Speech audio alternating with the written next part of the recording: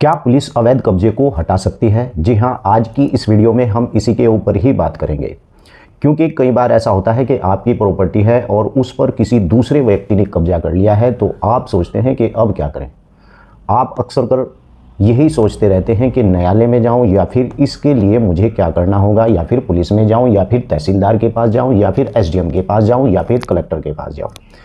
और बहुत से लोगों का कमेंट बॉक्स में मेरे यही सवाल होता है कि अकरम भाई, अगर किसी व्यक्ति ने कब्जा कर लिया है हाल फिलहाल, ऐसा नहीं है कि 12 साल उस कब्जे को हो गए हैं और आप उसका निदान बाहर से बाहर करना चाहते हैं, उसके लिए मैं आपको बता दूं कि लिमिटेशन एक्ट 1963 के अंदर इस प्रकार का प्रावधान है कि अगर 12 वर्ष तक किसी व्यक्ति की भूमि पर कब्जा हो जाता है तो वो जिसकी भूमि है और वो उस व्यक्ति के खिलाफ एक्शन इस प्रकार का नहीं लेता है, तो समझिए कि उस व्यक्ति को अपनी भूमि से हाथ धोना पड़ेगा।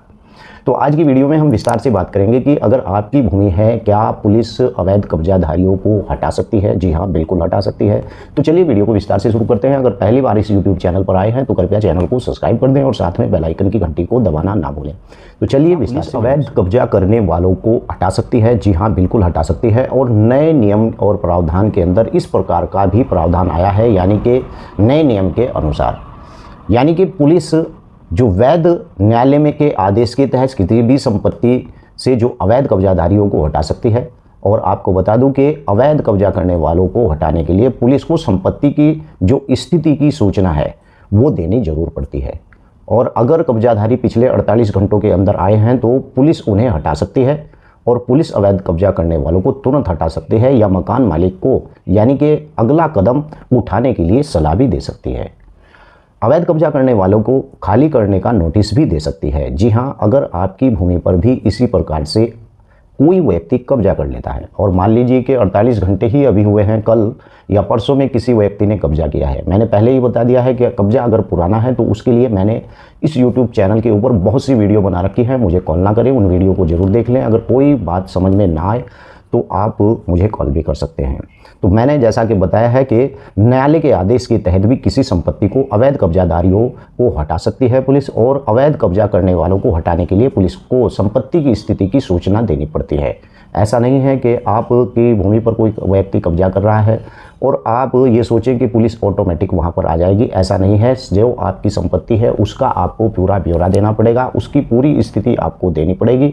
और अवैध कब्जा करने वालों को पुलिस को जो अवैध कब्जा कर रहे हैं उनके बारे में आपको पूरी जानकारी देनी होगी। अगर कब्जाधारी यानी कि पिछले 48 घंटों से उस पर कब्जा कर रहे हैं तो पुलिस उन्हें वहां से तुरंत हटा सकती है और वहां पर आपको सलाह भी दे सकती है कि आपको ये कार्य करना चाहिए, और जो व्यक्ति कब्जा कर रहे हैं उन्हें नोटिस भी दे सकती है।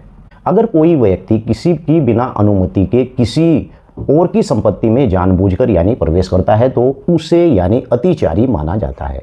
और आपको बता दूं कि अवैध कब्जा करने वाला या फिर अवैध कब्जा करना एक दीवानी मामला है, लेकिन यह अपराध यानी मामला भी हो सकता है जो अपराध के दायरे में आता है, यानी कि आपराधिक के दायरे में भी ये मामला आ सकता है।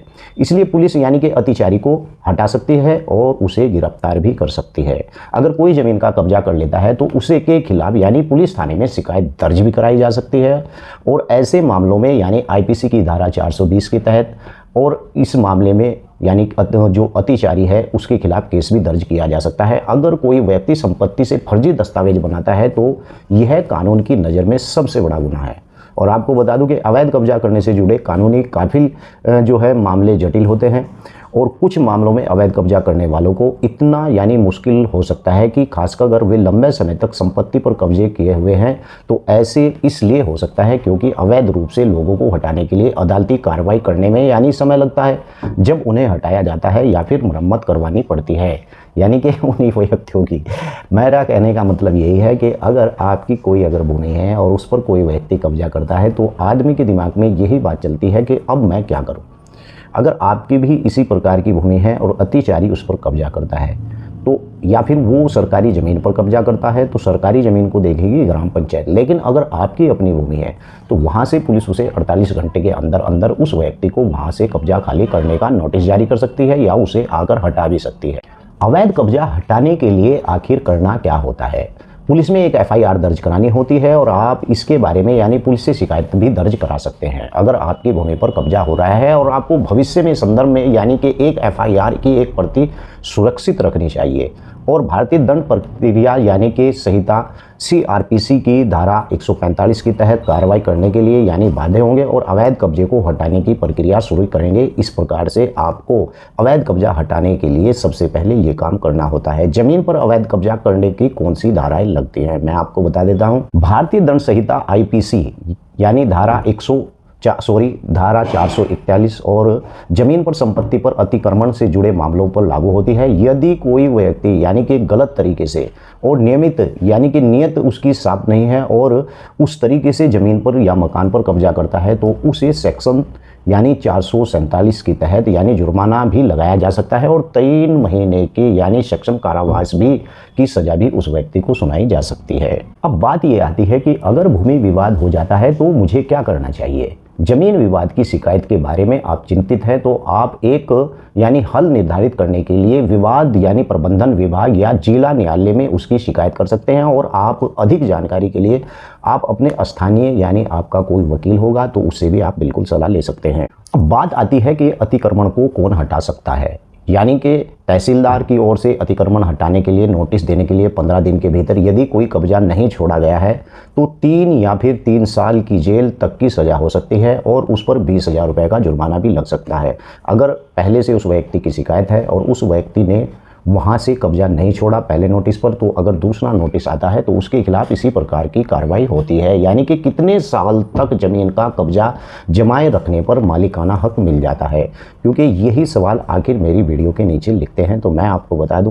यानी कि अब तो माननीय सुप्रीम कोर्ट ने भी बोल दिया है कि जिस संपत्ति पर यानी कि 12 वर्ष से ज़्यादा या फिर किसी संपत्ति पर 12 वर्ष से ज़्यादा या फिर कब्जा हो तो उस पर उसे मालिकाना हक दे दिया जाएगा। अगर ज़मीन पर जबरन कब्जा करे तो उसकी शिकायत कहाँ पर करें। सबसे बढ़िया सवाल यही है कि अगर कोई व्यक्ति आपकी भूमि पर कब्जा कर रहा है तो उसकी शिकायत कहाँ करें। तो मैं आपको बता दूं, अगर कोई व्यक्ति जमीन पर कब्जा कर लेता है तो उसके खिलाफ सबसे पहले पुलिस थाने में यानी उसकी शिकायत आप दर्ज करा सकते हैं।